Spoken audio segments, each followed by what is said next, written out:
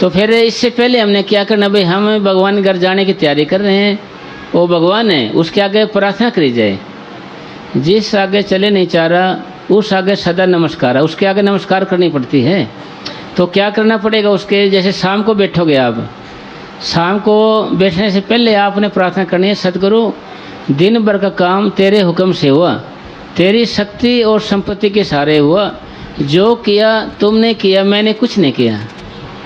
तू बिठाए तो मैं बैठ सकता हूँ, तो नहीं, मेरे अंदर तो भजन का ख्याल ही नहीं आ सकता। अगर मेरे सतगुरु मैं कुछ करने वाला हूँ तो मैं तेरे से अब तक बिछड़ा हुआ क्यों होता। मैं तो उसको बोलने सतगुरु के आगे। फिर दूसरे नंबर बोलने, सतगुरु मेरे गुनाहों के लिए माफ़ी दे, भी सतगुरु मेरे गुनाहों के लिए माफ़ी दे, गुनाहों के लिए, पापों के लिए मुझे माफ़ी दे। तो ये बात आपने बोलनी है हर वक्त, ये बात आपने बोलनी है, सतगुरु मेरे गुनाहों के लिए माफ़ी दे। अगर ऐसा करोगे आप तो भाई परमात्मा बख्शनहार तो है, तो क्या पता बख्श भी दे। और ये प्रार्थना करेंगे ऐसे दिन भर काम, इससे आपके क्रियामान कर्म नहीं लगेंगे। क्रियामान कर्म होते हैं जो वो आपको लगेंगे नहीं, चढ़ेंगे नहीं आपके, और क्रियामान चढ़ते रहे तो फिर यही हमारे बंधन कारण बनेगा।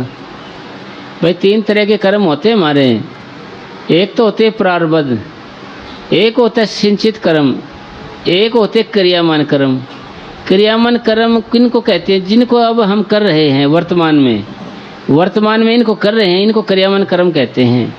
अगर क्रियामान कर्म कैसे कटेंगे, ऐसे बोल दिया रोज शाम को, भाई बाबा जी जो किया तुमने किया, मैंने नहीं कुछ किया, तेरी शक्ति से हुआ, तेरी संपत्ति है, जो किया तुमने किया, मैंने कुछ नहीं किया। इसे किया क्रियामान कर्म आपको लगेंगे नहीं, तो आपका एक क्रियामान से पीछा छूट गया।